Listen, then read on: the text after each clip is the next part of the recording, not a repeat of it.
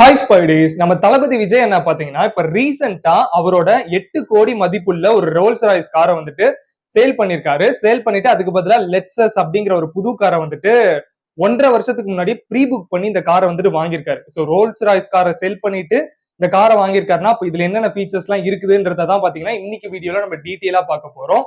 So அதுக்கு முன்னாடி நீங்களும் நம்ம சேனலை சப்ஸ்கிரைப் பண்ணாம பாத்துருக்கீங்கன்னா கீழே இருக்க பெல் பட்டனை கிளிக் பண்ணி சேனலை சப்ஸ்கிரைப் பண்ணி வச்சுக்கோங்க.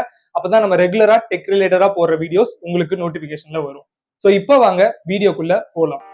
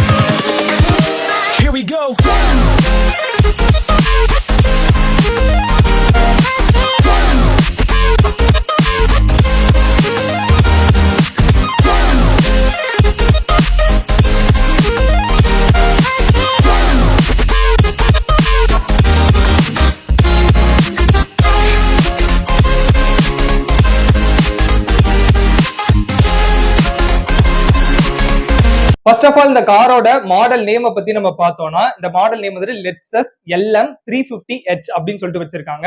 இந்த கார் வந்துட்டு நமக்கு 2 வேரியன்ட்ல அவைலபிளா இருக்கு. ஒன்னு பாத்தீங்கன்னா 4 சீட்டர், இன்னொன்னு பாத்தீங்கன்னா நமக்கு 7 சீட்டர் அப்படிங்கிற மாதிரி 2 வேரியன்ட் வந்துட்டு அவைலபிளா இருக்கு. இதுல நம்ம விஜய் அண்ணா சூஸ் பண்ணிருக்கிறது பாத்தீங்கன்னா 4 சீட்டர் தான். எதனால 4 சீட்டர் சூஸ் பண்ணிருக்காருன்னு பாத்தீங்கன்னா அது அவருக்கு மட்டும் தான் தெரியும். பட் எனக்கு தெரிஞ்சு நான் என்ன கெஸ் பண்றேன்னு பாத்தீங்கன்னா என்னதான் 7 சீட்டர் இருந்தாலும் இங்க டாப் வேரியன்ட் வந்துட்டு 4 சீட்டர் தான். எதனாலன்னு பாத்தீங்கன்னா நமக்கு 4 சீட்டர்ல தான் பாத்தீங்கன்னா நமக்கு காருக்குள்ள வந்துட்டு ஒரு 45 இன்ச்சுக்கு ஒரு டிஸ்பிளே ஒன்னு வந்துட்டு கொடுத்துருக்காங்க. அந்த டிஸ்பிளே வந்துட்டு நமக்கு 7 சீட்டர்ல வந்துட்டு கிடைக்காது. அந்த டிஸ்பிளேக்கு பதிலா தான் பாத்தீங்கன்னா நமக்கு அடிஷனலா வந்துட்டு 2 எக்ஸஸான சீட்ஸ் வந்துட்டு இருக்க போகுது. சோ அதனாலதான் பாத்தீங்கன்னா நமக்கு வந்துட்டு அதுல டிஸ்பிளே இல்ல. காருக்குள்ளன்னு பார்த்தோம்னா இது காரா இல்லைன்னா கேரவனா அப்படின்னு சந்தேகப்படுற அளவுக்கு ரொம்பவுமே லக்ஸரியான ஃபீச்சர்ஸ் எல்லாம் கொடுத்துருக்காங்க. ஃபர்ஸ்ட் ஆஃப் ஆல் நான் ஆல்ரெடி சொன்ன மாதிரி ஒரு 45 இன்ச்சுக்கு ஒரு டிஸ்பிளே ஒன்று கொடுத்துருக்காங்க. அதை தவிர்த்து 23 ஸ்பீக்கர்ஸ் அடங்கிய சவுண்ட் சிஸ்டம் இருக்கு. இதனால நீங்க அந்த காருக்குள்ள உட்காந்து மூவிஸ் பாக்குறீங்க அப்படிங்கிறப்போ எக்ஸாக்டான தியேட்டர் ஃபீலே வந்துட்டு இந்த கார்ல வந்துட்டு நமக்கு கிடைச்சிரும். இதை தவிர்த்து இந்த கார்ல இருக்க சீட் பாத்தீங்கன்னா நமக்கு ஒரே கிளிக்ல வந்துட்டு ஆட்டோமேட்டிக்கா பெட்டாவே கன்வெர்ட் ஆயிக்கும். தவிர்த்து இந்த காருக்குள்ளேயே நமக்கு வந்துட்டு ஒரு ரெஃப்ரிஜிரேட்டர் கொடுத்துருக்காங்க.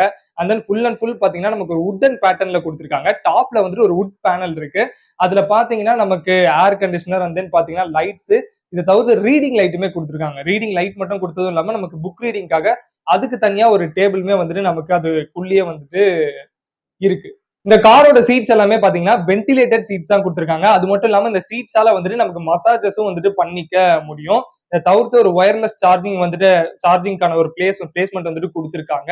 ஆட்டோ கிளைமேட் அசிஸ்ட் ஃபீச்சரும் வந்துட்டு இதுல இருக்கு. இது என்ன பண்ணுன்னு பாத்தீங்கன்னா உங்களுக்கு சம்மர் சீசன்ல வெளியே ஹாட்டா இருக்கு அப்படிங்கிறப்போ உங்களுக்கு உள்ள வந்துட்டு தேவையான அளவுக்கு கூலான டெம்பரேச்சர் கொடுக்கும். இல்ல வெளியே ரொம்ப கோல்டா இருக்கு அப்படிங்கிறப்போ உள்ள நமக்கு கொஞ்சம் வார்மான டெம்பரேச்சர் வந்துட்டு அதுவாவே ஆட்டோமேட்டிக்கா அசிஸ்ட் பண்ணி நமக்கு வந்துட்டு உள்ள டெம்பரேச்சர் வந்து கொடுக்கும். தவிர்த்து இதோட டயர்ஸ்ன்னு வந்துட்டு பார்த்தோம்னா அந்த வீல்ஸ்ன்னு பார்த்தோம்னா நமக்கு 19 இன்ச்சுக்கு ஒரு அலாய் வீல் தான் வந்துட்டு கொடுத்துருக்காங்க.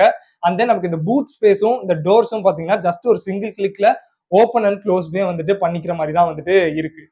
மத்த கார்ல எல்லாம் பார்த்தோம்னா நமக்கு டிரைவர் சீட்டும் பேசஞ்சர் சீட்டும் பாத்தீங்கன்னா விசிபிளா இருக்க மாதிரி தான் கொடுத்துருப்பாங்க. இந்த கார்லயும் விசிபிளா தான் இருக்கு. பட் உங்களுக்கு வேண்டாம் அப்படிங்கிறப்போ சென்டர்ல பாத்தீங்கன்னா நமக்கு ஒரு மேட் பினிஷ்ல ஒரு கிளாஸ் வந்துட்டு கொடுத்துருக்காங்க. அதை நீங்க கொண்டு வரது மூலமா டிரைவர் சீட்ல இருந்து பேசஞ்சர் சீட்டை வந்துட்டு பார்க்க முடியாது. சோ அந்த மாதிரி வந்துட்டு செப்பரேட்டா பிரிக்கிற மாதிரி வந்துட்டு ஒரு ஆப்ஷனையும் வந்துட்டு டிரைவர் சீட்ல பார்த்தோம்னா நமக்கு வந்துட்டு ஒரு 14 இன்ச்சுக்கு பேசஞ்சர் இன்ஃபோ டிஸ்பிளே இருக்கு. அதுக்கப்புறம் பாத்தீங்கன்னா 12 இன்ச்சுக்கு ஒரு டிரைவர் இன்ஃபோ டிஸ்பிளே வந்துட்டு கொடுத்துருக்காங்க. அது மட்டும் இல்லாம இந்த காரோட மொத்த கண்ட்ரோல்ஸையும் வந்துட்டு டிரைவரும் கண்ட்ரோல் பண்ணிக்கலாம். அதை தவிர்த்து பின்னாடி உள்ள பேசஞ்சர்ஸும் வந்துட்டு கண்ட்ரோல் பண்ணிக்க முடியும் டிரைவ் பண்றதை தவிர.